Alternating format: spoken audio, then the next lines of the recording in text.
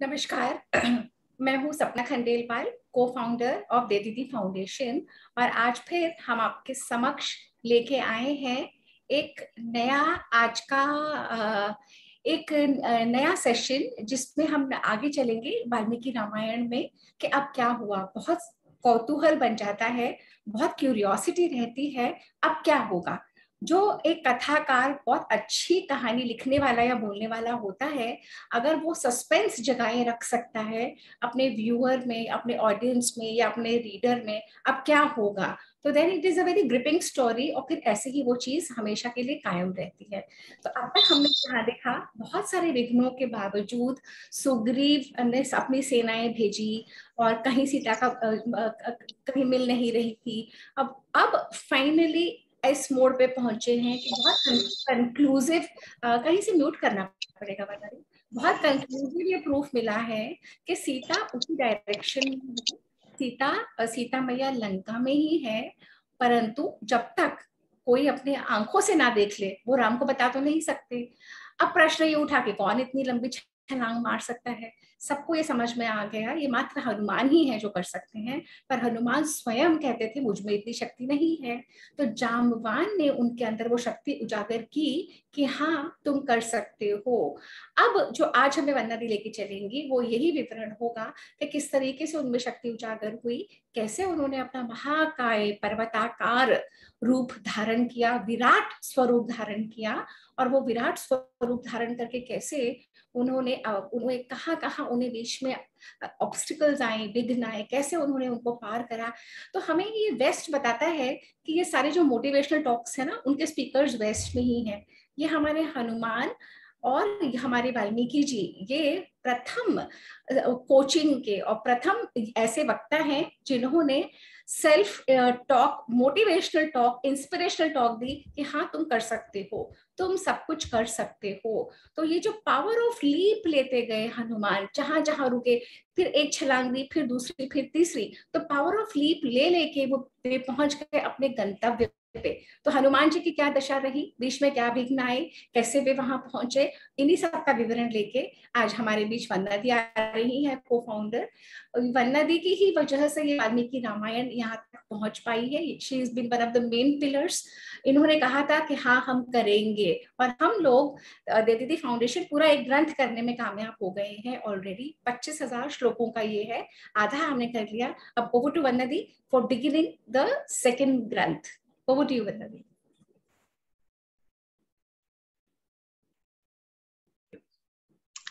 धन्यवाद भाभी, thank you. और जैसा कि सपना जी ने बहुत कुछ बोल दिया है, अब मेरे को इंट्रोडक्शन की ज्यादा जरूरत नहीं है, क्योंकि हम सभी जो यहाँ पे मौजूद हैं जानते हैं हम किस पड़ाव पे हैं इधर रामायण के। और आज हम बहुत शुभ दिन पे, आज मंगलवार है, हनुमान जी का दिन है, और आज से हम सुंदरकांड शुरू कर रहे हैं। तो जय श्री हनुमान, जय श्री राम करके हम शुरू करते हैं सुंदरकांड का। आज से हम सुंदरकांड शुरू कर रहे हैं, और आज हम सिर्फ कवर करेंगे 2 सर्ग, क्योंकि जो ये हनुमान जी की उड़ान है समुद्र पार करने की, ये बहुत 100 योजन की जो उड़ान है उन्होंने किस तरह पार की, क्या क्या विघ्न उनके आए रास्ते में, और किस दृढ़ निश्चय से वो चलते गए। तो जैसे कि सपना ने बताया कि जामवंत और दूसरे वानरों के कहने पे हनुमान जी को ज्ञात होती है अपनी शक्तियां, उन्हें अपनी शक्तियों का एहसास होता है, और वे समुद्र पार करने की सोच लेते हैं। उनके मन में ये दृढ़ निश्चय कर लेते हैं कि हाँ मैं कर सकता हूँ। अभी तक वो कह रहे थे मैं नहीं कर सकता, बट सबके कहने के बाद अपनी शक्तियों का उनको ज्ञात जब होता है तो वो उनको एक कॉन्फिडेंस आता है कि हाँ मैं कर सकता हूँ। और जब उन्होंने आकाश मार्ग से समुद्र पार करने का निर्णय बनाया है, तो उन्होंने क्या करा कि उन्होंने पहले तो ये सोच के कि ये तो देवताओं का रास्ता है, मैं कैसे करूंगा। जो उनके मन में अलग अलग तरह से प्रश्न आ रहे थे उनको ओवरकम किया, उनसे जूझना बंद करा कि नहीं मैं नहीं कर सकता, या देवताओं का रास्ता है और किसी और मनुष्य या जीव को इधर से कभी सफलता नहीं मिली।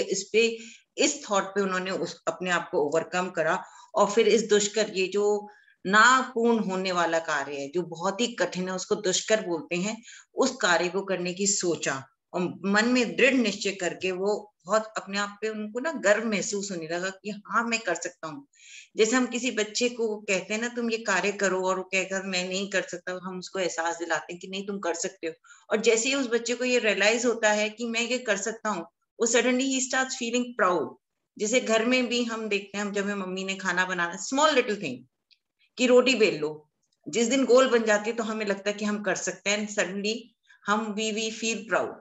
किसी भी तरह का आप एग्जाम्पल ले सकते हैं, चाहे वो बाल के आपकी स्टाइलिंग हो, चाहे किसी भी, तो आप once you start doing a thing you start feeling confident. तो वो ही एक कॉन्फिडेंस, उसी तरह का एक कॉन्फिडेंस हनुमान जी में आया और उनको अपने ऊपर बहुत, he started feeling very proud of himself कि हाँ मैं राम जी के इस कार्य में उनकी सहायता कर सकता हूँ, मैं इतना केपेबल हूं कि मैं समुद्र को पार कर सकता हूँ।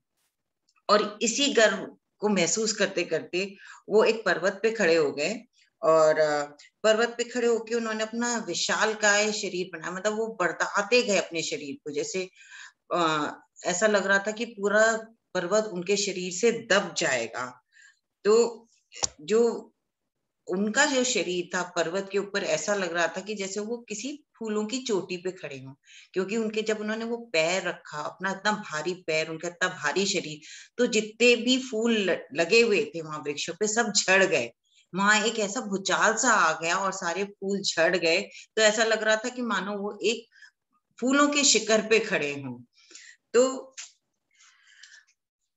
जो पर्वत था जिसपे वो खड़े थे, वो बहुत सी रंग बिरंगी धातुओं से सुशोभित था, जहाँ पे कंधर, किन्नर, नाग अपनी इच्छा अनुसार रूप धारण करके रहा करते थे।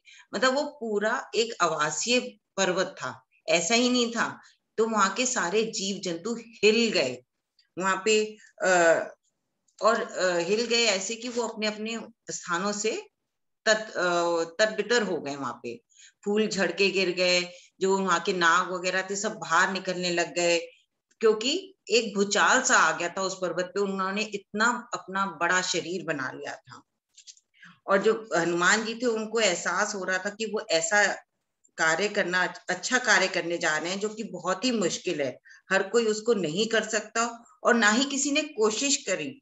कोई कोशिश करने का साहस भी नहीं रखता कि आकाश मार्ग से हम जी समुद्र पार कर लें।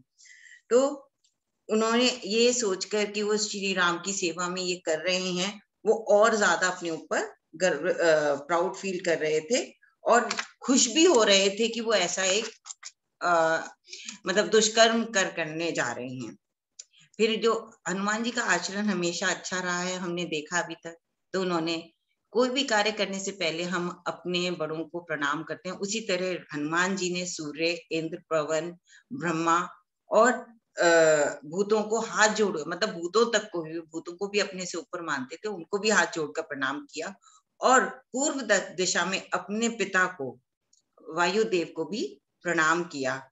सब बड़ों का आशीर्वाद लिया और अपना कार्य कराने के लिए और भी ज्यादा शरीर को बढ़ाते चले गए और इतना बड़ा कर दिया कि जो जो पर्वत शिखर था वो पूरा दब गया और कांपने लगा।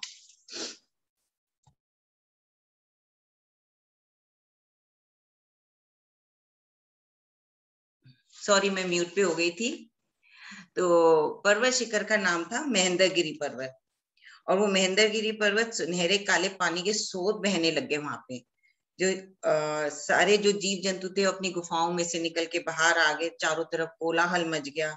जहरीले नागों से शिला अपने विष से आग लगा दी। जो नाग थे वहां पे, उन्होंने अपने विष, जो जहरीले नाग थे तो विष निकला तो वहां आग लगने लगी, और वहां पे जितने विष को हटाने वाले औषधियां थी वो भी उस आग को मिटा नहीं पाई। मतलब इतना ज्यादा वहां पे कोलाहल मच चुका था कि कुछ भी समझ में नहीं आ रहा था। तब वहां पे रहने वाले तपस्वियों ने सोचा कि किसी ने ना भूत लोग तोड़ रहा है हमारे पर्वत को, जो वहां पे तपस्वी रहते थे, और वो उस पर्वत को छोड़कर अंतरिक्ष में चले गए कि यहाँ तो भूतों का वास हो रहा है। अब वो सब छोड़ के अंतरिक्ष में चले गए। विद्याधर महर्षि और अपनी शक्ति द्वारा आकाश में खड़े होकर पर्वत को देखने लगे। ये लोग आकाश में खड़े होकर देखने लगे भी ये क्या हो रहा है। और क्योंकि वो लोग तो विद्वान लोग थे ना, तो उन्होंने गैस कर लिया कि हनुमान जी राम का कार्य करने के लिए अपना शरीर बढ़ा रहे हैं और ये समुद्र पार करेंगे। तो वो इस चीज, अब हनुमान जी को और ज्यादा निहारने लगे, उनको एडमायर करने लगे कि उन्होंने ये कोशिश कर रहे हैं। देखो, पहले तो कोई आदमी कोशिश नहीं करता, फिर जब कोशिश करता है वो बहुत बड़ी बात है। सफल हो या नहीं हो, कोशिश नहीं करोगे तो असफलता ही असफलता है। कोशिश करना की सोचना भी एक सफलता की सीढ़ी है।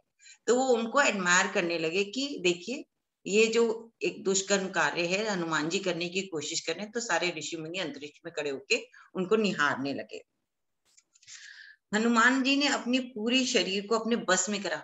या आप लोग में से बहुत लोग एक्सरसाइज करते होंगे, जब हम कोई एक्सरसाइज करते हैं तो हम कहते हैं ना स्ट्रेंथन योर कोर। तो उसी तरह भगवान हनुमान ने अपनी सारी स्ट्रेंथ को इकट्ठे करा और उड़ान भरने के लिए तैयार हो गए। और फिर उन्होंने उड़ान भरने से पहले अपने जितने वानर भाई थे उनको प्रॉमिस किया, मतलब उनसे उन्होंने कहा कि मैं लंकापुरी में श्री राम के बाण की गति से जाऊंगा और सीता को वहां ना पाने पर उसी गति से स्वर्ग लोक चला जाऊंगा। देखिए, अगर मुझे सीता मैया वहां नहीं मिली लंका में तो मैं उसी गति से स्वर्ग लोक चला जाऊंगा। और इन केस वो स्वर्ग लोक में भी मुझे नहीं मिलती हैं तो वो सीता को ना ढूंढने के कारण रावण को बांधकर राम के सामने ले आएंगे। और ऐसा नहीं कर पाए तो वो लंका को ही उठा के ले आएंगे। मतलब he was so confident and he promised his all his brothers, जितनी वानर सेना वहां पे थी सबको उन्होंने ये प्रॉमिस करा। और ऐसा प्रॉमिस करके उन्होंने अपना पूरा शरीर के स्ट्रेंथ इकट्ठे करके उन्होंने समुद्र पार करने के लिए आकाश मार्ग से जंप लगा दी। हनुमान जी इतने वेग से उड़े, मतलब इतनी गति से उड़ रहे थे कि पर्वत पर लगे जो सारे वृक्ष थे, जो पेड़ थे, आप देखिए बहुत जोर से आंधी आती तो गिर जाते ना, उसी तरह जो पेड़ लगे हुए थे वो उखड़ के गिरने उनके पीछे पीछे जाने लगे, जैसे किसी राजा के पीछे सेना चल रही हो। और फूल भी टूट गए थे तो फूल भी उसी वेग से जा रहे थे, बहुत तेजी से उनके पीछे पीछे चल रहे थे। लेकिन पेड़ तो भारी हैं तो वो तो समुद्र में जल्दी गिर गए। और जैसे ही गिरे, जो पेड़ जैसे जैसे गिरते रहे, जितना भारी उतना ज्यादा नीचे, तो पानी स्प्लैश कर रहा था। तो जैसे वो जितना भारी पेड़ होता था उतना ज्यादा डीप डिप्रेशन बनता था। लेकिन जो फूल थे, जो हल्के फुल्के फूल, वो उनके पीछे पीछे बहते चले गए। और हनुमान जी पता कैसे लग रहे थे उड़ते हुए, जैसे जैसे रामायण में बताया गया है कि 5 फन वाले सर्प होते ना, उनकी दोनों भुजाएं एक ऐसे लग रही थी जैसे 5 फन वाले सर्प हों, उस तरह से। और जो उनकी जो टेल थी वो ऐसे लग रही थी जैसे इंद्र की पताका। तो वो ऐसे घुमावदार टेल थी, वो लग रही थी इंद्र की पताका चल रही हो। और उनके जो हाथ थे वो 5 फन वाले सर्प की तरह नजर आ रहे थे। और वो आकाश में एक बिजली की तरह चमक रहे थे, इतनी तेजी से भी एक तो जा रहे थे। और आप दूर से देखते हो तो पतली थिन लाइन, तो और पीछे से पताका, तो ऐसा लग रहा था कोई रोशनी भागे चली जा रही हो। और आकाश में सारे तरह लालिमा सी छाई हुई थी। और जो हवा तेज चली ना, जैसे हम बहुत तेजी से करते हैं पतंग उड़ाते हैं ना, आवाज आती है फर फर फर, ऐसी जब हनुमान जी बहुत तेजी से जा रहे थे तो ऐसा जोर से आवाजें आ रही थी जैसे बादल गरज रहे हों। और वो जिस जिस भाग में समुद्र के ऊपर से जा रहे थे वहां उस उनकी वेग से, उनकी स्पीड से लहरें उठने लगी थी। जैसे हम देखते ना फुल मून और ज्वार आपके आते ना, फुल मून पे ज्यादा तेज लहरें उठती हैं और नो मून पे कम उठती हैं। तो जैसे बहुत तेजी से वो जा रहे थे वैसे वैसे लहरें उठ रही थी। और लहरें आपस में टकरा टकरा के चूर चूर भी हो रही थी, क्योंकि वो तो इतनी स्पीड से थे, इधर से इधर इधर से इधर, तो लहरें आपस में टकरा के टूट रही थी और बहुत जोर आवाजें आ रही थी। और लहरें इतनी ऊंची उठ रही थी जैसे जीव जंतु थे वो साफ दिखाई दे रहे थे। और जैसे रामायण में इसकी कहा गया कि ऐसे दिखाई दे रहे थे कि बिना बस के कोई जीव हो। सॉरी, बिना सॉरी एक मिनट,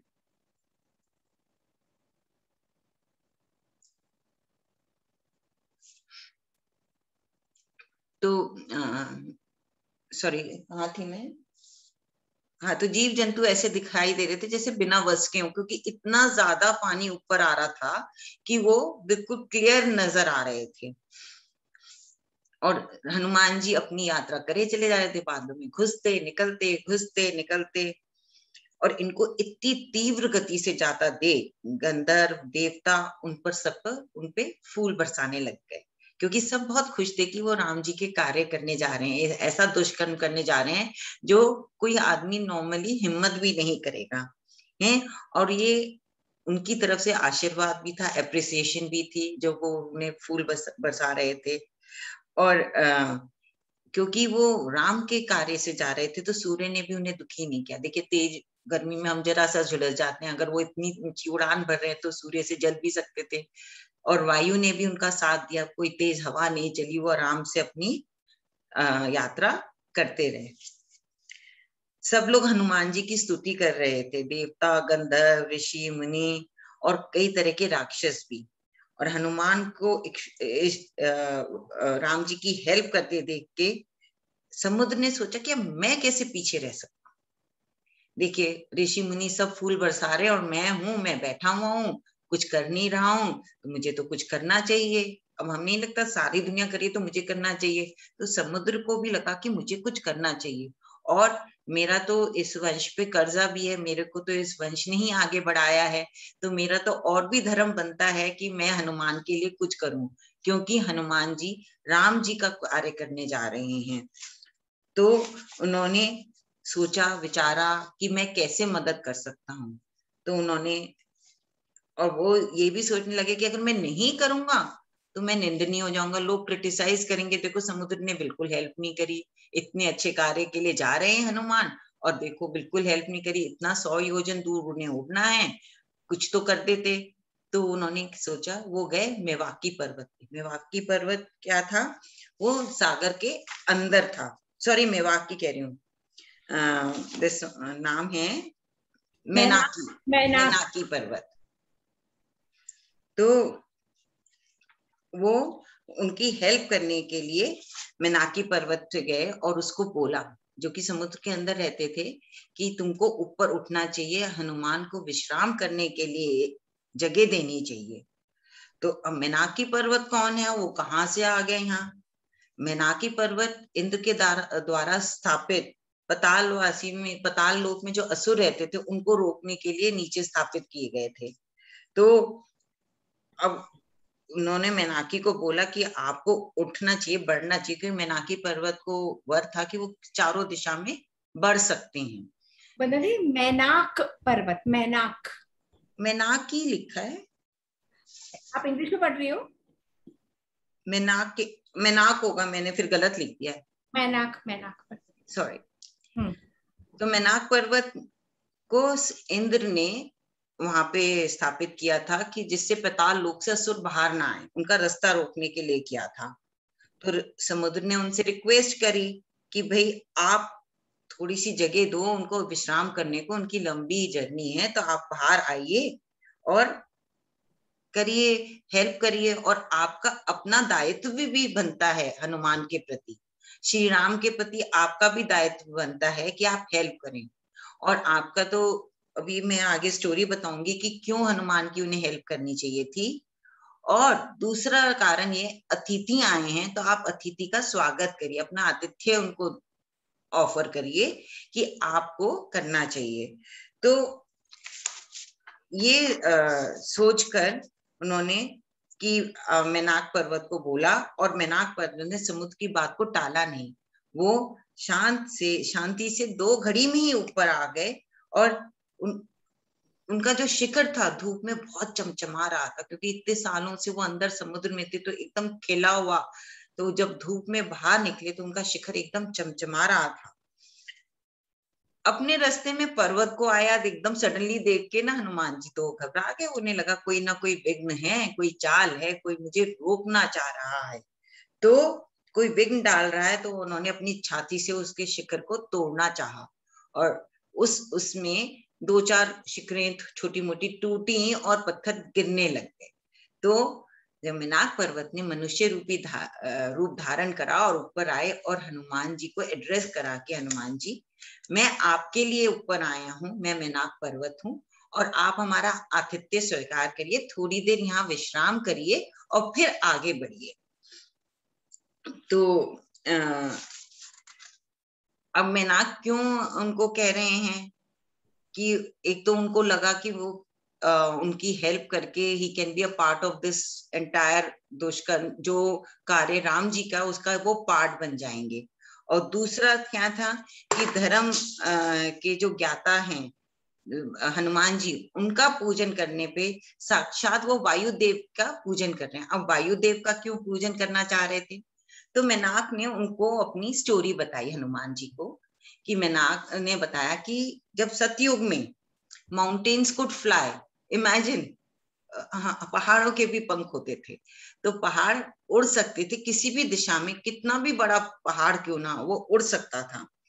तो देवता और ऋषि मुनियों को उन पहाड़ों को गिरने का डर बैठ गया और इस तरह से जो इंद्र थे वो नाराज हो गए, गुस्सा हो गए और उन्होंने लाखों पर्वत के पंख काट डाले।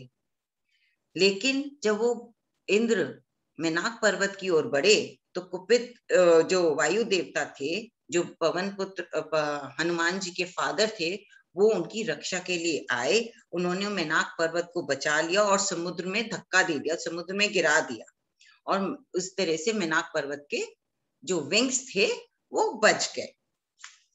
तो आज बहुत दिन बाद, बहुत समय बाद मेनाक को एक अपॉर्चुनिटी मिली है कि वो उपकार का बदला चुका दें। तो इसलिए हनुमान जी को उनका आतिथ्य स्वीकार करना चाहिए, समुद्र का आतिथ्य स्वीकार करना चाहिए और थोड़ी देर वहां रुक के आराम करके अपनी यात्रा को दोबारा प्रारंभ करना चाहिए। हनुमान जी ने उनका आतिथ्य तो स्वीकार किया परंतु विश्राम नहीं किया। अब क्यों नहीं किया उन्होंने? क्योंकि वो वचनबद्ध थे। हमने शुरू में कहा ना कि उन्होंने अपने साथी संगियों को बताया कि मैं प्रॉमिस करता हूँ, मैं जितनी तेज गति से राम के वहां जाएंगे उतनी तेज गति से जाऊंगा और आऊंगा। तो बोले मैं वचनबद्ध हूँ, इसलिए मैं यहाँ विश्राम नहीं कर सकता। परंतु मेनाक पर्वत को वो छूते हुए बोले तुम्हारा आतिथ्य मुझे स्वीकार है, इस बात का आप बुरा मत मानिए, लेकिन मैं वचनबद्ध हूँ और मैं यहाँ विश्राम करने नहीं रुक सकता। और उन अपनी आगे की जर्नी के लिए वो निकल पड़े और दोनों मेनाक पर्वत और समुद्र में हनुमान जी को ब्लेस करते हैं कि देखिए कितने अच्छे ज्ञानी ध्यानी हैं जो प्रॉमिस भी रख रहे हैं। इनको हम रेस्ट करने के लिए भी बोल रहे हैं, but he wants to do his job first, he does not want to stop. तो उनको इंस्टेड ऑफ ये कहना कि हमारा नहीं आतिथ्य स्वीकार किया, उन्होंने उस बात को उनको प्रेज किया और उनको आगे की जर्नी के लिए ब्लेस भी करा। अब हनुमान जी के हम देख रहे हैं ना, पहला तो उन्होंने छलांग मारने की और दूसरा ये कि विश्राम मना कर दिया। देखिए कितनी महानता वाले काम है ना। देवता और इंद्र मेनाक के इस कार्य को देखकर बहुत प्रसन्न हुए। अब इंद्र ने मेनाक को स्थापित कर रखा था समुद्र के अंदर कि आप पाताल लोक से असुरों का रोको हैं। तो उन्होंने मेनाक को उस टाइम एक अभयदान दे दिया कि भाई आपको जहां जाना है आप वहां जाकर सुखपूर्वक रह सकते हैं। तो देखिए मेनाक के ऑफर करने पर भी इंद्र ने रिवर्ट बैक करा, उनसे प्रसन्न हुए और उनको ये दान दिया कि जहां जाना है वहां जाके वो सुखपूर्वक रह सकते हैं। अब हनुमान जी तो अपनी फॉरवर्ड जर्नी पे निकल गए थे। वहां तो मेनाक समुद्र सबकी रिक्वेस्ट मान टाल के अपना प्रॉमिस पूरा करते हुए चले जा रहे थे और देवताओं, गंधर्व, महर्षियों को ऐसा लगा ये तो बिना किसी विघ्न के चले जा रहे हैं, इनको तो कोई दिक्कत ही नहीं हो रही। तो बोले एक बार इसकी परीक्षा और लेते हैं। तो उन्होंने सुरसा को अप्रोच किया कि भाई सुरसा किसी तरह इनको 2 क्षण के लिए रोको, कष्ट पहुंचाओ, इनका ये इतनी आसानी से कैसे यात्रा हो रही है, ऐसे तो हो नहीं सकता ना कि भाई इतना बड़ा काम और इतनी आसानी से कंप्लीट हो जाए। तो कुछ क्षणों के लिए आप रास्ते में इनके विघ्न डाल दो। हम उन्होंने टेस्ट करने के लिए, अब सुरसा ने क्या किया, उसने एक राक्षसी का रूप धारण कर लिया, बेडोल सा रूप, एकदम लंबी चौड़ी ऐसी, मतलब देखने में डरावनी। तो वो एकदम से क्या हो गया, सामने आ गई हनुमान के सामने आ गई और उनको कहा, तुम मेरे मुख में प्रवेश करो, और कि मेरे को तो देवताओं का वरदान है कि जब तक जो मेरे मुख में प्रवेश नहीं करेगा वो समुद्र से पार कर ही नहीं सकता। तो अब हनुमान तो हनुमान थे, उन्होंने पहले बड़े उससे विनम्र भाव से सुरसा से कहा, देखो मेरा एक अपना मिशन है, मैं किसी कार्य के लिए जा रहा हूँ, जब मैं एक बार कार्य पूर्ण कर आऊंगा सीता मैया को, जैसे सब आप लोग जानते भी वो क्या कार्य था, वो उसको सुरसा को भी बताते हैं कि मैं भी राम जी की मदद कर रहा हूँ, सीता मैया को ढूंढने जा रहा हूँ, जब मैं एक बार ये कार्य फिनिश कर लूंगा तब मैं खुद ही आपके सम्मुख आ जाऊंगा, तब आप मुझे खा लेना। सुरसा नहीं मानी, अब उसको मानना थोड़ी ना था, वो तो जानबूझ के कष्ट देने आई थी। तो बोली नहीं, ऐसा तो हो ही नहीं सकता, मुझे तो वरदान प्राप्त है, मेरे मुख में तो आपको आना ही पड़ेगा।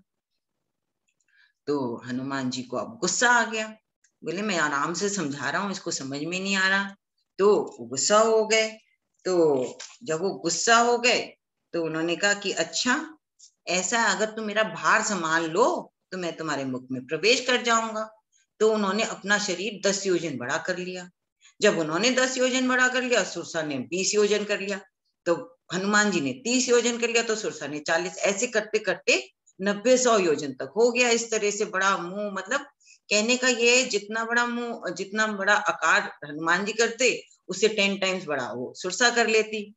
अब हनुमान जी तो सोच में पड़ गए कि भाई ये तो गड़बड़ है, अब ये तो गुस्सा होके भी काम नहीं चल रहा, कुछ सोच लगानी पड़ेगी। तो उन्होंने क्या किया कि अपना शरीर अंगूठे के बराबर कर लिया और सुरसा के मुख में घुसे और तुरंत बाहर आ गए। तो क्या हुआ, वरदान जो वो कह रही थी सुरसा की, मेरे मुख से बिना घुसे तुम पार नहीं कर सकते, तो वो भी बात पूरी हो गई और हनुमान जी का रास्ता भी खाली हो गया। तो तब सुरसा ने हनुमान की बुद्धिमत्ता को देखकर वो अपने असली रूप में आ जाती हैं और प्रसन्न होती हैं और आशीर्वाद देती हैं कि उनको आगे बढ़ने में कोई कष्ट ना हो। और वो इस बात अपने आप को जब वो सामने रखती हैं तो वो हनुमान जी को इस बात को कहती भी हैं कि आई एम सो हैप्पी, कि मैं बहुत खुश हूं कि तुमने अपनी बुद्धि का इस्तेमाल किया है। तो अब हमारा ये क्या हुआ, हनुमान जी का तीसरा दुष्कर्म हो गया। पहला समुद्र की छलांग बनाना, फिर दूसरा रेस्ट नहीं करना, अब तीसरा सुरसा के मुख से बिना किसी करेक्शन छोटी सी, दुष्कर्म नहीं, दुष्कर कार्य, दुष्कर्म मतलब गलत कर्म। सॉरी। हाँ, तो इसलिए मैं 2-3 बार बोल चुकी हूँ, दुष्कर मतलब अ वेरी डिफिकल्ट टास्क, पर दुष्कर्म मीन्स अ बैड कर्म, अ बैड टास्क, हाँ मेरी गलती। तो ये तीसरा दुष्कर कार्य हो गया था उनका। तो देखिए हम जब कर रहे हैं हनुमान की यात्रा, 3 हो गए, अभी एक और बड़ा बढ़िया सा एपिसोड आने वाला है इसमें। तो वो आगे निकल गए और वो हनुमान जी एकदम गरुड़ के माफिक, गरुड़ कौन थे, पक्षियों के राजा, जितनी बड़ी उड़ान वो भर सकते थे कोई भी नहीं भर सकता था। तो गरुड़ के माफिक आगे चले जा रहे थे और अपने साथ साथ बादलों को भी खींचे चले जा रहे थे। आकाश मार्ग जो कहते हैं कि किसी और का रास्ता नहीं है, सिर्फ देवताओं का, पक्षियों का, गंधर्व का, ऐरावत का, ऐरावत कौन, इंद्र के हाथी जो थे, उनका मार्ग है। लेकिन हनुमान जी उस रास्ते पे भी बड़े आराम से अपनी यात्रा करे जा रहे थे। और वो मार्ग उनका भी बताया जिन लोगों ने स्वर्ग लोक पर विजय पाई हुई है। तो उनको कोई कष्ट ही नहीं हो रहा था। अब इतना तो जब वो इस तरह से उड़ान भरते जा रहे थे तो उनको किसने देखा, एक इच्छा अनुसार रूप बदलने वाली राक्षसी ने। राक्षसी का नाम था सिंहिका। सिंहिका नाम की जो राक्षसी थी वो उनको देख के टेम्प्ट हो गई, बोली मेरे को अगर ये मिल जाए तो मेरे बहुत दिनों की भूख मिट सकती है, तो मैं ना बहुत दिनों तक मुझे कोई शिकार नहीं करना पड़ेगा, ये जो जीव है मेरी बहुत दिनों की भूख अपनी मेरी मिटा सकता है, तो मुझे इसका शिकार कर लेना चाहिए। तो वो उसने क्या किया, वो हनुमान जी की छाया को पकड़ ली। तो जैसे हनुमान जी को महसूस हुआ कोई पकड़ रहा है तो उनकी गति भी कम हो गई and he started feeling uncomfortable. उनको लगा उनको अपनी तरफ कोई खींच रहा है। तो उन्होंने जैसे ही देखा, बड़ी क्रूप सी राक्षसी सी थी, बहुत स्ट्रांग भी दिख रही थी, तो उन्हें याद आ गया कि सुग्रीव ने जिस राक्षसी का वर्णन किया था, ये तो वो ही लग रही है। तो उन्होंने उनकी बुद्धि ने बताया ये सिंहिका राक्षसी है, तो वो समझ गए कि ये सिंहिका है। तो और उन्होंने अपना शरीर बढ़ा लिया। तो जब अपना शरीर बढ़ा लिया तो सिंहिका ने भी अपना मुंह उतना खोल लिया, और उनका मुंह जो विवरण दिया है, ऐसा लग रहा था कि पाताल और आसमान के बीच की जितनी जगह है उतना बड़ा उनका मुंह हो गया है। अब यहाँ पे भी हनुमान जी को अपनी बुद्धि इस्तेमाल करनी पड़ी। उन्होंने सिंहिका को पराजय करने के लिए छोटा सा रूप बनाया और उसके मुख में घुस गए और अंदर उसे नखूनों से उसको घायल कर दिया। उसका हृदय भी चीर डाला अंदर जाके, और जिससे वो अपने वो प्राणों को खो बैठी। और जब वो मृत्यु को प्राप्त हो गई तो वो समुद्र में गिर गई। तब सभी आकाश के जीवों ने हनुमान को प्रेज किया और आशीर्वाद दिया। देखिए, सब लोग ही चाह रहे थे राक्षसी का कोई वध हो जाए, तो भगवान ने निमित्त किया था हनुमान जी को राक्षसी के वध के लिए, इसीलिए वो टेम्प्ट भी हुई, उनको खाने के लिए आगे भी बढ़ी, और अल्टीमेटली उनकी मृत्यु हो गई। और जो आकाश में जीव थे उन्होंने बोला कि जो व्यक्ति में 4 गुण हो, देखिए ये आज हमारे सबके लिए बहुत वैलिड पॉइंट है। आज हमारे लिए भी, बच्चों के लिए भी, जिस व्यक्ति में ये 4 गुण होते हैं, धैर्य, सूझ, बुद्धि और कुशलता, वो कभी असफल नहीं होगा। तो ये आज के भी, it is not in Ramayan, it is not कि वो हनुमान जी के लिए ही है, वो हमारे लिए भी है, हमारे बच्चों के लिए भी है। धैर्य, सूझ, बुद्धि और कुशलता, ये जिनमें ये चारों गुण हैं, उन्हें कभी असफलता नहीं मिलती। अब गरुड़ के समान उड़ते हुए हनुमान जी ने 100 योजन पार कर लिया, और उनको 100 योजन के बाद एक हरा भरा वन दिखाई दिया। Ultimately he saw the glimpse of Lanka, और वहां पे ही सॉ एक द्वीप दिखा, उन्हें आइलैंड दिखा, और जिसके फ्रंट में, जिसके पूर्व दिशा में मल्य पर्वत था, और बहुत बड़े उपवन थे, वहां बहुत सारे बगीचे थे। हैं लंका, अब वो लंका तक पहुंच तो गए। अब वहां जाकर उनको ये एहसास हुआ कि इतना बड़ा शरीर लेकर तो वो लंका में प्रवेश नहीं कर सकते, क्योंकि अगर किसी ने, राक्षस ने उन्हें देख लिया तो वो सेफ नहीं है, और उनको देख के वो राक्षस इंक्विजिटिव भी हो जाएंगे, और उनको जिज्ञासा हो जाएगी, तो वो उनका मोटिव पूछने आएंगे, और एक बार वो उनका मोटिव पता चल गया तो जिस कार्य के लिए हनुमान जी निकले थे वो असफल हो जाएगा। और यही सोचकर वो अपने वास्तविक आकार में आ गए कि मैं बड़े शरीर को छोड़कर अपने नॉर्मल आकार में आ जाता हूँ, और वो पर्वत पर बसी हुई लंका को निहारने लगे। वहां पर्वत पे उतर के वो दूर से लंका को निहारने लगते हैं, और जब वो उतर के वहां पर्वत पे खड़े हुए, उन्हें अपने ऊपर और कॉन्फिडेंस आ गया है, और कि मैं ये काम मेरे से मैंने कर लिया है। तो जब उनको ये कॉन्फिडेंस क्यों आया, क्योंकि इतनी लंबी यात्रा करने के बाद भी ना तो उनका सांस फूला, ना उनको थकान हुई, तो उनको और भी ज्यादा कॉन्फिडेंस आ गया, और वो सोचने लगे अगर ये तो मैं इससे डबल ट्रिपल भी समुद्र पार कर सकता था। तो वो अपने मजे से वहां पे पर्वत पे घूमने लगे, देखने लगे, दूर से लंका को निहारने लगे, और वो उस पर्वत पे बहुत वन भी था, और वहां पे मतलब पूरे में वृक्ष थे, फूल थे। अब वो लंका को दूर से निहार रहे थे। लंका में चीड़, कनेर, खजूर, प्याल, नींबू, केवड़े, अशोक आदि पेड़ लगे हुए थे। वहां बहुत से फल देने वाले भी वृक्ष थे, वृक्षों पे बहुत से पक्षी थे, बहुत सारे जलाशय थे, बड़े बड़े रमणीय क्रीड़ा स्थल थे, कमल हंसों से भरी बावड़ियां थी। बहुत शोभा देने वाली नगरी में हनुमान जी धीरे धीरे पहुंच गए। धीरे धीरे पर्वत की शिखर दूर से देखते देखते पहुंचे वहां पे। लंका के चारों तरफ खाइयां थी। अब खाइयां किस लिए होती हैं? खाइयां खुदी हुई होती हैं सेफ्टी के लिए। हम लाल किले भी जाते हैं तो चारों तरफ नहर खुदी हुई है ना, तो चारों तरफ खाइयां खुदी हुई थी और उसके चारों तरफ राक्षस पहरा दे रहे थे। सुरक्षा का पूरा ध्यान रखा हुआ था। पूरी लंका सोने की चार दीवारी से घिरी थी। बहुत ऊंचे ऊंचे भवन बने हुए थे। सैकड़ों लहराती हुई ध्वजा लंका की शोभा बढ़ा रही थी। भारी फाटक सोने के बने हुए थे। हनुमान ने लंका का निरीक्षण अच्छी तरह किया।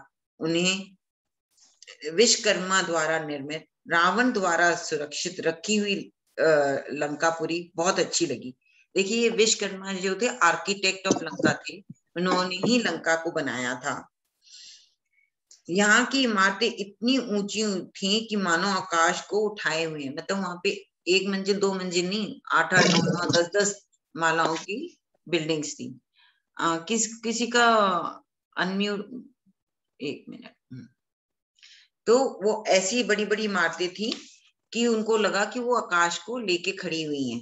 अब वो उनको ये चिंता होने लग गई कि भाई मैं ऐसे में सीता को ढूंढूंगा कैसे, यहाँ पे जहाँ की रक्षा शूरवीर घोर राक्षस कर रहे हों, जहाँ के और वहां इतने सारे राक्षस थे, जैसे पाताल लोक में नाग होते ना, उतने नाग की तरह उतने सारे राक्षस थे जो कि लंका की रक्षा कर रहे थे।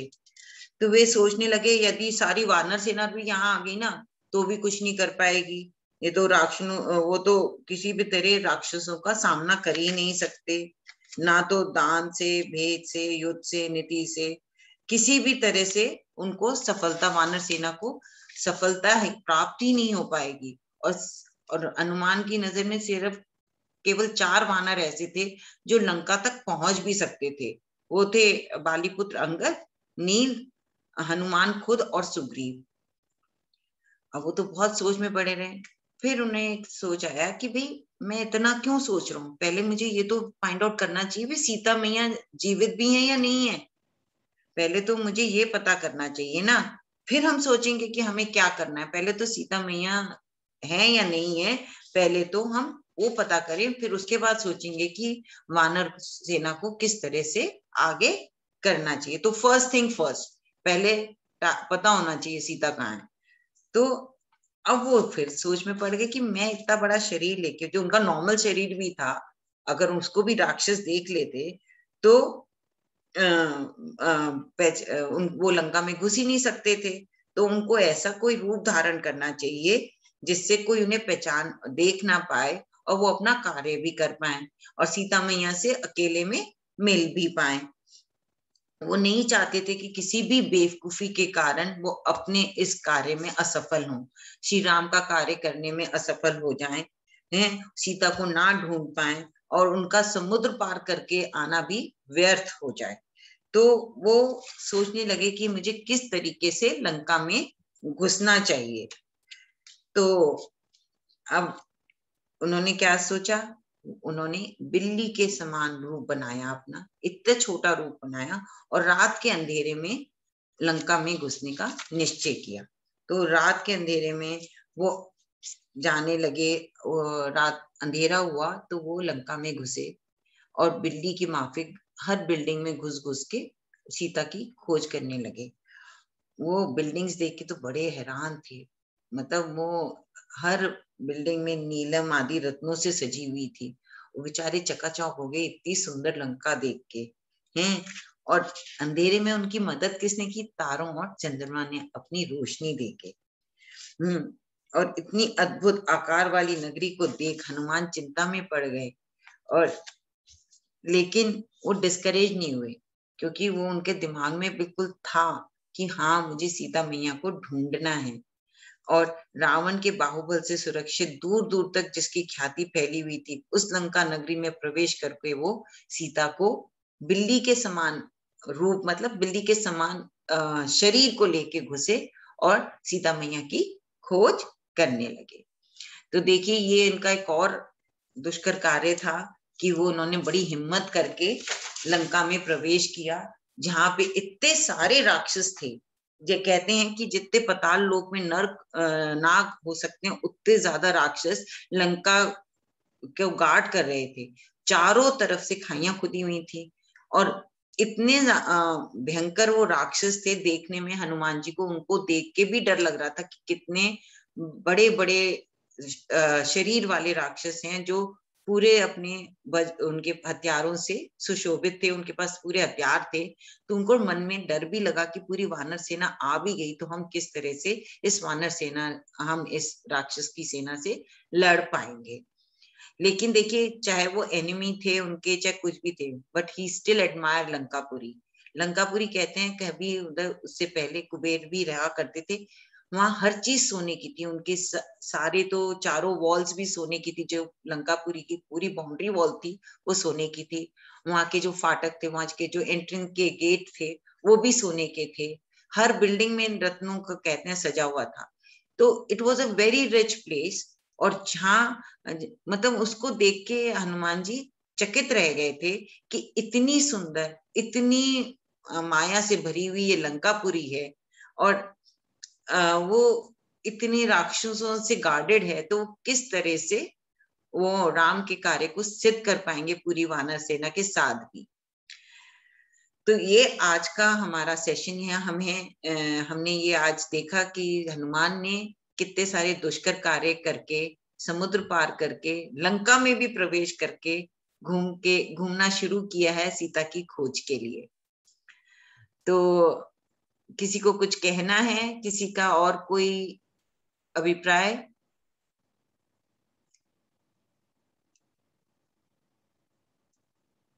आप म्यूट हो। हाँ, you brought it alive for us because ये वाला पोर्शन मैं भी नहीं पढ़ पाई थी अभी, और बहुत अच्छे ढंग से and you build a strong case for किस तरीके से हनुमान जी में शक्ति आई और किस तरीके से हनुमान जी की मनोदशा, वो सब जो आपने बताया ही बताया। और क्या मतलब कि इतने अच्छे ढंग से इतना विशालकाय रूप धारण करके, जो हम लोगों को लगता है इमेजिनरी ही होगा, कोई ऐसे कर नहीं सकता, पर जिस तरह से वाल्मीकि जी डिस्क्राइब करते हैं कि उन पहाड़ों में क्या हुआ, वहां पे जो लोग रहते थे उनके साथ क्या हुआ, जब पेड़ गिर रहे थे तो क्या हुआ, जब फूल झर रहे थे तो क्या हुआ। So it brings it alive. That means कि जो हमें ये लोग बताते हैं माइथोलॉजी माइथोलॉजी, ये दिस इज नॉट माइथोलॉजी। हर समय में, हर काल में लोगों की अलग अलग कैपेबिलिटीज होती हैं, तो उस समय के उन प्राणियों में, उन जीवों में वो कैपेबिलिटी थी। जैसे अगर आज से 100 साल पहले कोई बताता कि कोई ऐसा यंत्र होगा जो हम एक दूसरे से ऐसे बात कर रहे होंगे उस यंत्र के थ्रू, तो सोचते सब पागल है, पता नहीं जाने क्या क्या बोलते हैं। पर ये हुआ ना मात्र 20 ईयर्स अगो भी कोई कहता कि हम ऐसे कर रहे होंगे ना, जैसे हमारे घरों में टीवी जब आया था, कोई कहता है यार तुम्हारा वो ना, तुम्हारा ये भी टीवी बन जाएगा, तो ऐसे ऐसे बोल रहे हैं। इसी तरीके से हर युग में, हर समय में अलग अलग चीजें होती हैं जो हमारे शास्त्रों में विवरण है। द्वापर युग, सतयुग, कलयुग और त्रेता युग में अलग अलग जो कैपेबिलिटीज होती हैं और अलग अलग जो मापदंड होते हैं। तो कोई बहुत बड़ी वो नहीं है कि ऐसी भी शक्ति हो जाए कि आप इमेंस वो वाला विराट रूप स्वयं धारण कर पाए और आप स्वयं छलांग लगा ले और जो आकाश मार्ग से जा सके। ब्यूटीफुली पुट, वेरी नाइस वंदना दी।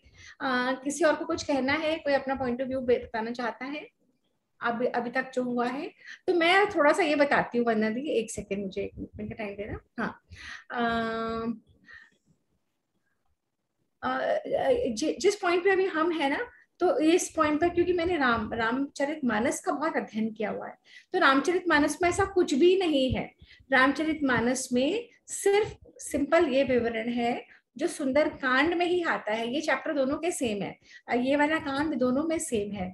सुंदर कांड, वो भी सुंदर कांड में ही आता है कि हनुमान जी की शक्ति कैसे उजाड़, और वो सुंदर कांड बहुत प्रचलित है। रामचरितमानस का सुंदर कांड बहुतों को कंठस्थ है अपने यहाँ, और बहुत लोग उसे रोज भी करते हैं। मेरी मासी, मेरी मम्मा वर वन ऑफ द पीपल जो उसे रोज बोलती थी, तो वो रोज एक पाठ की तरह था, और ये इसीलिए कंटेस्ट कराया जाता था कि हाँ तुम्ही में वो शक्ति है। तो जो अभी जो वंदना दी ने आज डिस्क्रिप्शन दिया है वाल्मीकि रामायण से, ऐसा कुछ भी डिस्क्रिप्शन आपको रामचरितमानस में नहीं मिलेगा। रामचरितमानस में अलग तरीके का डिस्क्रिप्शन है, वो अलग भाव से है, अब भक्ति वाले भाव से लेके पूरा। पर ये जो ज्योग्राफिकल डिस्क्रिप्शन या ये जो फिजिकल या ये जो एक्चुअल रियलिटी में कैसे चीजें होती हैं, ये वाल्मीकि जी ने ये बताया है। तो बहुत ही सुंदर है। कभी मौका लगा तो वंदना दी हम रामचरितमानस भी करेंगे, देखिए एक नए नए थॉट आते जाते हैं, कभी हम वो भी करेंगे। जब हम वो करेंगे तो फिर हम लोग दोनों ग्रंथों को कंपेयर कर सकते हैं, क्योंकि देखो आपकी जर्नी में तो बहुत अच्छा, आपने रामचरित मानस किया ही नहीं है, you started with Valmiki Ramayan, है ना। तो पर जो लोग रामचरित मानस करते रहे उन लोगों के लिए ज्यादा शौक है, अच्छा ये ऐसे भी था, पर हमने तो कुछ और पढ़ा है, अच्छा ये ऐसे भी था, क्योंकि हमने पढ़ाई वो किसी और एंगल से। तो for people like you it's not very difficult. हाँ देखो प्रेरणा भी ये कह रही है, यस ट्रू, बिकॉज यही है हम सब लोग। मैं तो थोड़ा सा ही देखिए, सुंदरकांड मेरा रोज चलता भी है, थोड़ा समझती भी हूँ। तो उसमें जैसे पूरा है सुरसा नाम राक्षसी एका, तो याद भी है। तो उसमें वर्णन यही है, वो मक्खी का रूप बनाते हैं, तो यहाँ मक्खी का कहीं जिक्र नहीं है, ना सिंह का राक्षसी का उसमें जिक्र है। यहाँ पे इधर वाल्मीकि रामायण में जिक्र किया हुआ है। और जो ये इन्होंने रूप का बताया, आकार बड़ा करने का, और जो स्पेशली जो माउंटेन का बताया ना शुरू में, कि इतना विशाल का रूप हो गया, और वो माउंटेन का जो उन्होंने डिस्क्रिप्शन दिया, I have not even cover 10% of it. तो उसमें यू कैन एक्चुअली में विजुअलाइज की it is happening like this, कि हाँ वो पैर रखा हुआ है, बड़े होते गए होते गए होते गए सारा ट्रेम्पल करने लग गया, एंड एवरीथिंग कम्स डाउन। तो जब आप पढ़ते हो तो उसमें लग रहा है कि एवरीथिंग इज कमिंग डाउन, या वो उड़ रहे हैं तो पानी ऊपर उड़ रहा है, डिप्रेशन क्रिएट हो रहे हैं। When you reading this book तो आपको फील होता है कि हाँ ये सब कुछ हो रहा है। ये वाल्मीकि जी ऐसे थोड़ी कवियों में जो हजारों साल के बाद भी लोग याद कर रहे हैं, 3660 कितने करोड़ों लोग आए चले गए, जो अपना छाप छोड़ जाते हैं, तो उनमें कुछ तो गुण होता है। जैसे व्यास जी हैं जिन्होंने महाभारत रची, जैसे वाल्मीकि जी हैं, तो इनकी अनंत इनकी। और वैसे रामचरितमानस भी जब सुंदरकांड को जो उन्होंने लयबद्ध करके सिंपल कर दिया ना, जो हम सब लोगों को कंठस्थ हो सके, उनका वो था। और ये जो हनुमान चालीसा हम करते हैं, ये भी तुलसीदास जी की है। तो ये महाकवियों में से हैं, अलग अलग समय पे आए देवता पुरुष हैं, और actually what they have done is outstanding, कि हमें इतने सिंपल वर्ड्स में चीजें समझा गए, जो हमारे वेद और उपनिषद इतनी गूढ़ भाषा में बताते हैं, वही सारी चीजें हैं। क्योंकि वो भाषा हमने कभी पढ़ी नहीं ना, इसलिए हमें लगती है कठिन। हाँ, अगर हमने पढ़ी होती तो हमें शायद कठिन नहीं लगती, हम उसी को कर लेते। हमने कभी पढ़ी ही नहीं, ना माँ बाप ने पढ़ी, ना उनके माँ बाप ने पढ़ी। बात है, सही बात है। और किसी समय ये देश ऐसा था कि संस्कृत ही बोल, जैसे आप और हम बात कर रहे हैं हिंदी में, वो संस्कृत में ही बोलते थे। हाँ। छोटे बच्चे को संस्कृत सिखाओगे, वो वही सीख जाएगा, वैसे ही बोलेगा, वैसे ही करेगा। हम्म। वो वही बातें हैं, बिल्कुल, यू आर एब्सोल्युटली राइट, क्योंकि हमें वो भाषा पता नहीं है ना, इसीलिए। इसलिए हमें डिफिकल्ट लगती है। आज बच्चों को संस्कृत क्या, हमें भी संस्कृत डिफिकल्ट लगती है। हमने भी तो हाँ, हिंदी वाला ट्रांसलेशन वाला मंगाया हुआ है, हम उसी में से पढ़ते हैं। हाँ, देखिए हमारे लिए, चाहे मैंने संस्कृत कर रखी है स्कूल में, but it is very difficult for me to understand each and every word of it. But तो यू नो, अब जैसे अब आपने पूरा एक ग्रंथ कर लिया ना वंदना दी, आपने, हमने जो इतने भी लोग हैं, अब क्या करें हम लोग, ये अपने लिए स्वाध्याय है कि पहले हिंदी में मीनिंग पढ़ लो, और फिर आप संस्कृत के लय में करो, एंड इट खुल जाएगा, आपको समझ में आने लग जाता है। Then you realise Sanskrit difficult नहीं है। नहीं, वो तो मुझे that I understand, it's not difficult, क्योंकि हाँ, हिंदी के वर्ड सब संस्कृत से ही लिए गए हैं। हाँ, तो हाँ। उसमें जैसे इतनी मैं कर मुश्किल रही थी नहीं ना, है।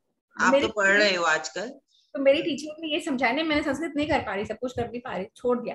तो मेरी टीचर जैसे कहती है कि तुम पहले हिंदी का मीनिंग पढ़ लो, उसके बाद संस्कृत का श्लोक को एक लय है, और वो लय में बैठता है, हर श्लोक एक ही लय में बैठता है, ये इनकी महानता है। तो वो जब आप श्लोक पढ़ लोगे तब आपको श्लोक का मीनिंग खुल जाएगा। एंड लिटरली मैंने एक ग्रंथ संस्कृत में ये कर लिया, हिंदी संस्कृत। अब धीरे धीरे संस्कृत ही पहले पढ़ोगे तो भी समझ में आ जाता है। ये ब्यूटी है, और हमें जरूर करना चाहिए, जितने भी लोग जुड़े हैं। अब एक और प्रेरणा की बात है, प्रेरणा और प्रेरणा शर्मा, प्रेरणा की बात है ये कि हम लोग पहले हिंदी का पढ़ लें, फिर हम लोग संस्कृत में करेंगे, हमें समझ में आएगा। पॉइंट ये होता है कि अगर हम उस पॉइंट से हट जाएं कि हमें किसी और की सहायता लेना पड़े वो श्लोक खोलने के लिए, है ना। अगर हम ट्रांसलेशन के ऊपर जाते हैं, हम किसी और का पॉइंट ऑफ व्यू फिर भी समझ रहे हैं। अगर हम संस्कृत के उस लेवल पे आ जाएं कि वो श्लोक हमें अपने आप खुल जाए, तो उससे बढ़ के क्या बात है। तो महाभारत करें तब तक ये कोशिश कर लेते हैं। संस्कृत का श्लोक भी जरूर पढ़ा करो आप लोग, जो भी पढ़ रहे हैं, है ना। ठीक है वंदना दी? ट्रू।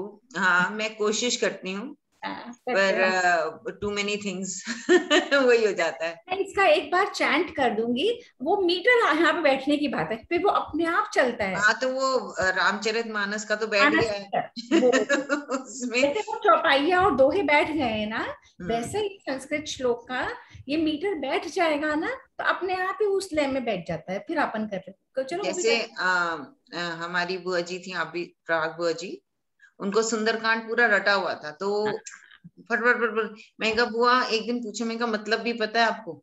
सब हनुमान जी के बारे में तो तो मैंने उनसे आर्ग्यू नहीं किया कि उम्र भी बहुत बड़ी थी उस टाइम भी।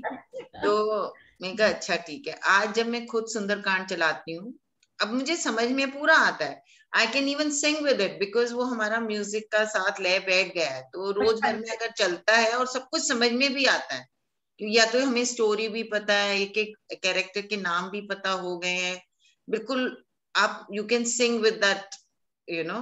लेकिन अभी भी बहुत सी चीजें ऐसी हैं जो हमें कुछ, हम कहेंगे नॉट इवन .1 देयर।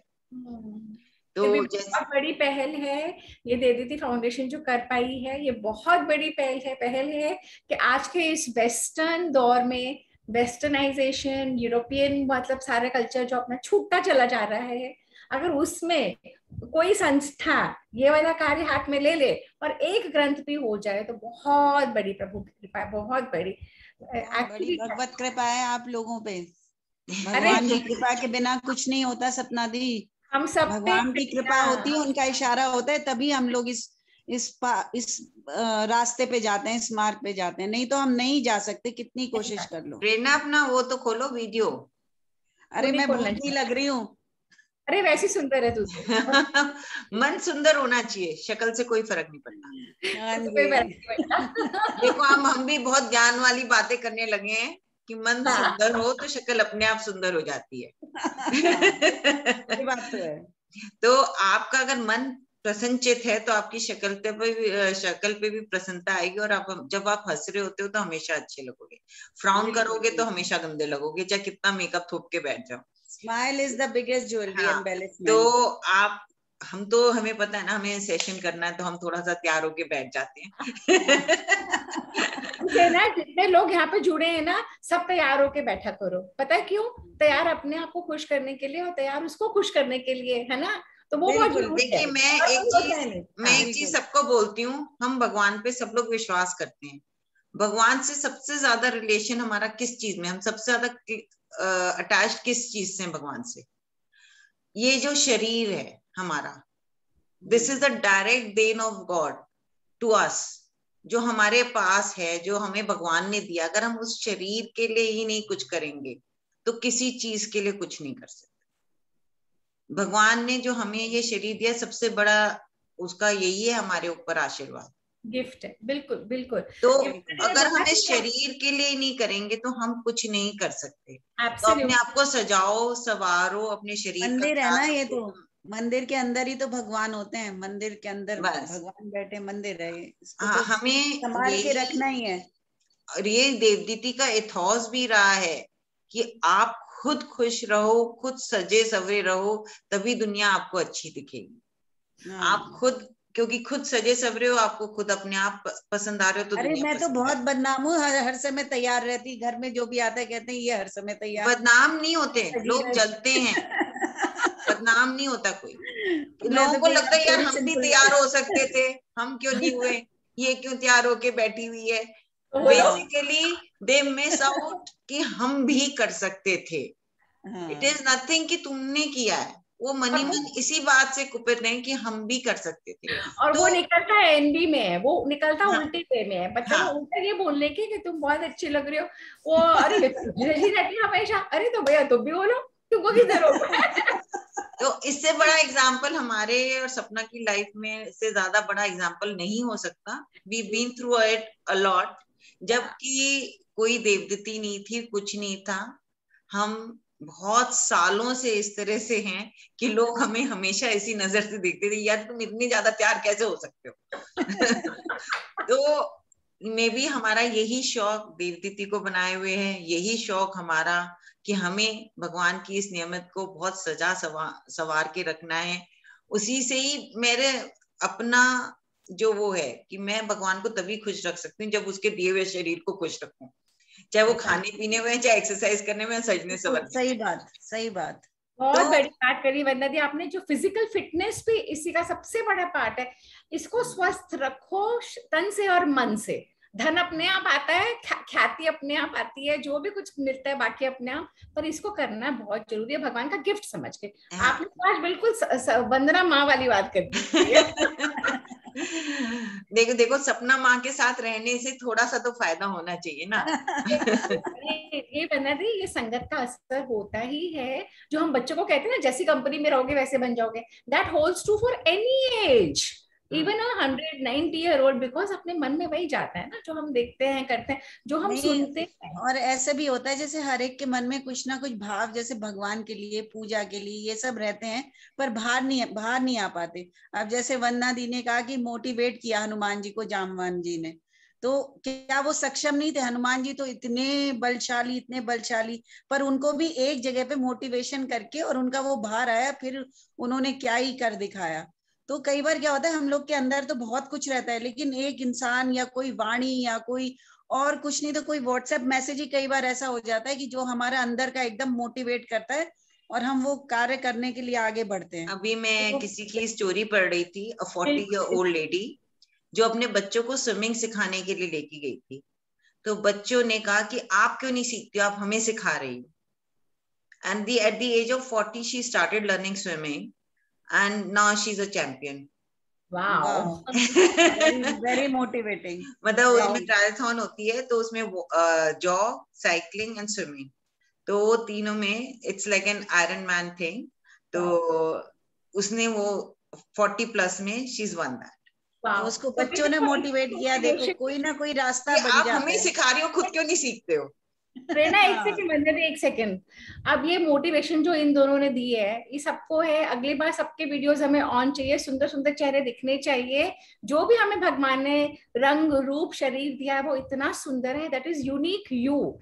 थोड़ा सा संवारो और सेशन में आओ, खुद को भी अच्छा लगेगा, हमें भी अच्छा लगेगा। जैसे आप लोग चाहते हो सजे सपे सुंदर चेहरे देखना, हम भी चाहते हैं ना। संगीता जी आ गई, संगीता जी आ गई, आपने मोटिवेट किया तो आना ही है, सबको आना है। तैयार होके, तेरी वो है म्यूट पे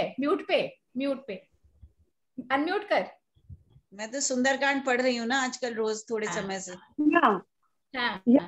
हरदम अपनी आदत ही है। सुबह से रात तक अपन तैयार ही रहते हैं। तो संगीता जी, इतना बढ़िया आपने सुंदरकांड का सिनॉप्सिस व्हाट्सएप पे लिख के भेजा है। तो मैं आपको कॉम्प्लीमेंट दे रही हूँ उसके लिए। बहुत ही सुंदर लिखा है, बहुत ही अच्छी तरह एक्सप्लेन किया है। तूने लिखा है वो संगीता? तूने लिखा है वो कि फॉरवर्ड है? वो फॉरवर्डेड है, अच्छा फॉरवर्डेड है, वो पढ़ा हुआ है पहले मैंने। पर बहुत टच करता है, जो फॉरवर्ड आपको टच करता है वो आप आगे भेजते हो ना। बिल्कुल तो बिल्कुल, आपका क्या एसेंस है, बहुत सुंदर। आज का जो अपना हो रहा था उसके ऊपर मुझे वो परफेक्ट लगा। अभी अगले सेशन में और ज्यादा बैठेगा, तो आप करो अगला सेशन। हाँ करेगी, ये भी करेगी जब आएगा। वरना तो मैं बता रही थी, जैसे आप मेरे रोहित के मामा की बेटी हो, वैसे ये मेरी मामा की बेटी है और मेरी बहुत क्लोज फ्रेंड है। और हम लोगों ने बचपन एक साथ गुजारा है ना। पूनम जी ने भी अपना वीडियो खोल लिया है। तबीयत कैसी है पूनम जी? मैं आपको ले रही हूँ उस पर स्पॉटलाइट में। हाँ, तबीयत कैसी है आपकी? म्यूट पे हो पूनम जी?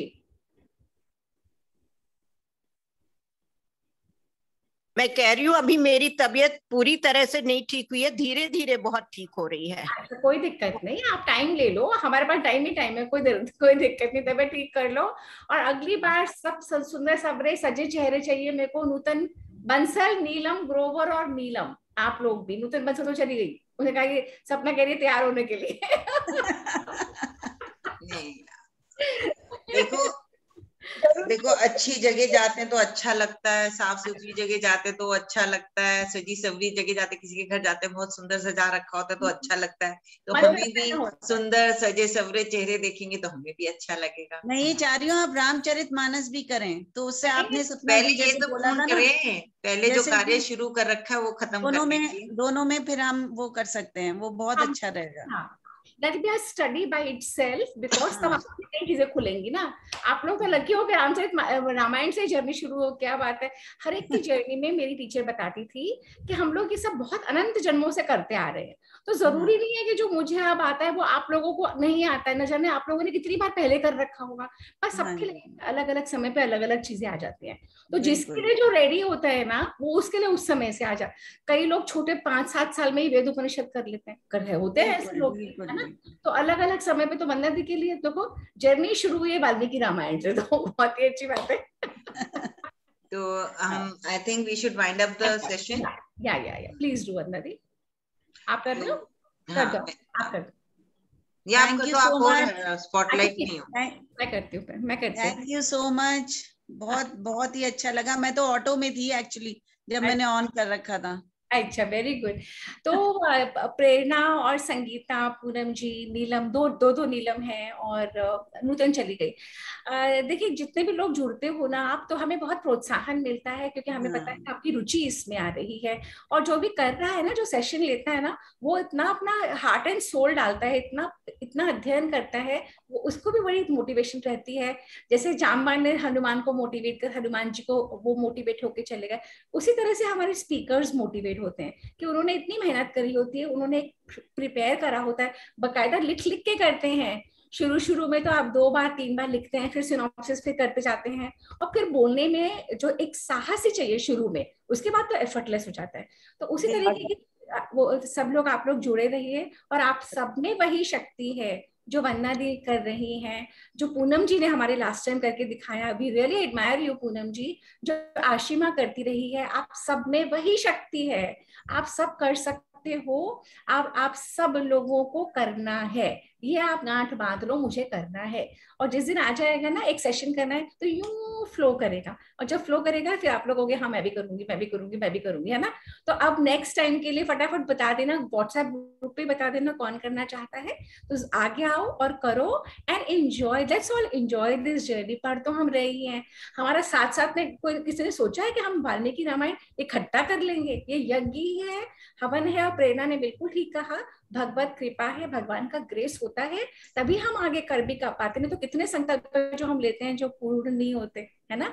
बहुत कुछ ऐसा है जो नहीं होता है, तो हो रहा है हमारे माध्यम से। अगर हो रहा है तो हम सब उसमें अपनी आहुति डालें, हम सब उस यज्ञ में शामिल हो, और जरूर आगे बढ़ाएं अपने आप को, और कहें हाँ मैं करूंगी, है ना। तो we are waiting for one of you to put in the WhatsApp group के मैं सेशन करूंगी। Okay, so before end with this we end today's session and we thank Vandana दी।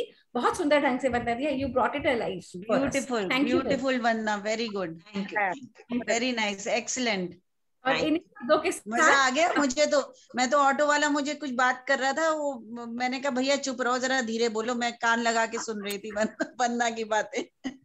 और इन्हीं शब्दों के साथ हम अपनी वाणी को विराम देते हैं। आप लोगों से फिर मिलेंगे सैटरडे को, हमारा वैदिक हेरिटेज प्रोग्राम है, वो जरूर जुड़िए, और अपने आसपास के छोटे बच्चे और उनकी माओं को, दादियों को, नानियों को, सबको जोड़िए, क्योंकि दादियों नानियों को कहानियां आएंगी तभी तो सुनाएंगी, उनको भी कुछ नहीं आती।